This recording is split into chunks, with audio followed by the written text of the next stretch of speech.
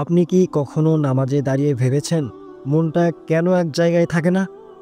কখনো ব্যবসার হিসাব, কখনো মোবাইল, আবার কখনো দুনিয়ার চিন্তা মাথায় আসে। আজ আমরা জানব কেন আমাদের নামাজে মন বসে না। নামাজ হলো আল্লাহর সঙ্গে সরাসরি সংযোগের মুহূর্ত, কিন্তু অনেক সময় আমরা নামাজে দাঁড়াই কিন্তু মন থাকে অন্যদিকে।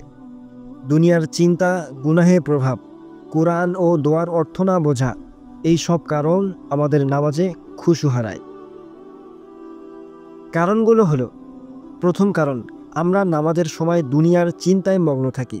দ্বিতীয় কারণ, শয়তানের ফিসফিস, শয়তান আমাদের মনে নানা অপ্রয়োজনীয় চিন্তা ঢেলে দেয়। তৃতীয় কারণ, কোরআন ও দোয়ার অর্থ না বোঝা। চতুর্থ কারণ, দ্রুত নামাজ শেষ করার অভ্যাস। পঞ্চম কারণ, বেশি গুনাহ করলে হৃদয় কঠিন হয়ে যায়, তখন নামাজে খুশু আসে না। খুশু আনার উপায়, সমাধান খুব সহজ। নামাজের আগে অজুতে মনোযোগ দিন। নামাজ ধীরে ধীরে পড়ুন। প্রতিটি আয়াত ও দোয়ার অর্থ বুঝতে চেষ্টা করুন। নামাজের সময় নিজেকে কল্পনা করুন, আমি আল্লাহর সামনে দাঁড়িয়েছি। আর নিয়মিত ইস্তেগফার ও কোরআন তেলাওয়াত করুন। এই সহজ কিছু নিয়ম মেনে চললে ইনশাআল্লাহ নামাজে খুশু ফিরে আসবে। ভাই ও বোনেরা, নামাজ শুধু হাত পা নাড়ার নাম নয়, নামাজ হলো হৃদয় ও আত্মার ইবাদত।